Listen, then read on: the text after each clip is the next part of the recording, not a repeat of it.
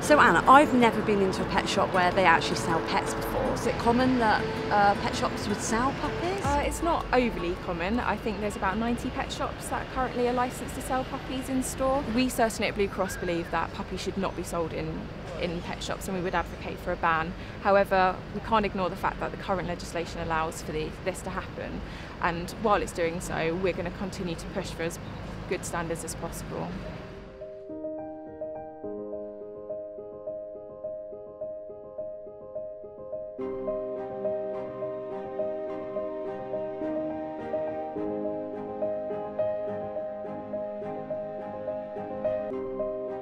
So we've just obviously been to the first pet shop, which was quite shocking in my eyes. On our way to the second, are these places licensed in the same way?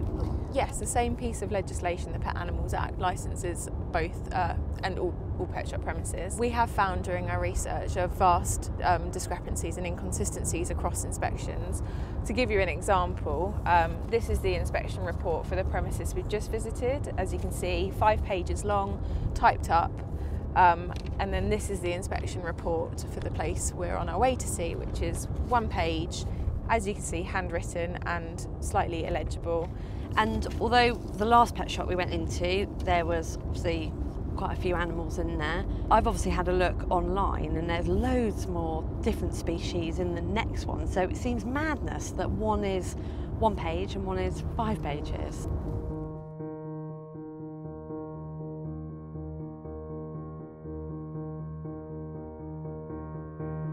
For me, straight away, I was drawn to the puppy just because it was so cute. The puppy as well tried to get out of the little sort of run that it had.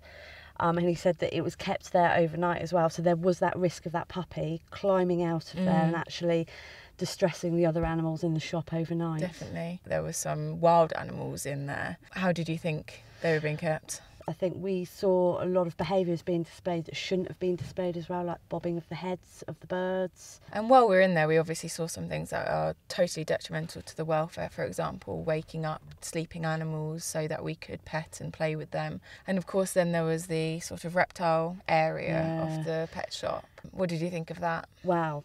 On first impressions, the snakes were sort of jammed in very small areas, so they couldn't actually even stretch out, which was my main concern when I went in there.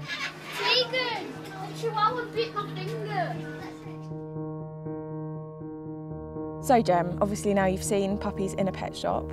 Obviously we can't make any assumptions about where those puppies have come from, but we do know that a percentage of puppies come from places like this.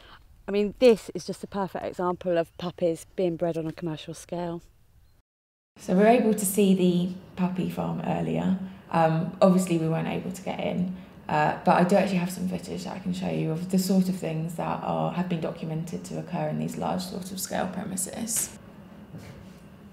You can see those stereotypical behaviours of the puppy just circling, the bedding is dirty. I would just be really worried if I was to buy a pet from a pet shop or online that I wasn't getting something like this, because it can lead to so many problems later on in life, like separation anxiety, different behavioural traits as well. They've not had that socialisation in those early weeks, which is just crucial to being in a family environment. So I did a lot of research before buying my puppy, but inevitably I ended up online. Is this safe? The internet can be a perfectly responsible place to source and do your research and find a breeder, but what we're finding is that increasingly individuals that are unlicensed are using the internet to exploit people who are looking for a puppy. So what happens if someone was to buy from an unlicensed dealer? Well, we're finding increasingly cases come to the hospital where someone has purchased a puppy from one of these places and it's having severe consequences, with the puppy either being very sick or dying. Husky Pup Shadow was bought from a classified advertising website, but within hours of bringing him home he became sick and was rushed to our Victoria Animal Hospital for emergency treatment. His owner made a 400-mile return trip from London to Manchester to buy Shadow for her son, and was shocked when the seller simply handed the puppy over to her, took payment and left without any advice to the new dog owner. Now that we've seen where some puppies are being bred, and we've also seen where some puppies and also other animals are being sold, How's it made you feel? I felt really shocked by what I've seen, and I really didn't think that animals were being still kept and sold in these conditions in the 21st century.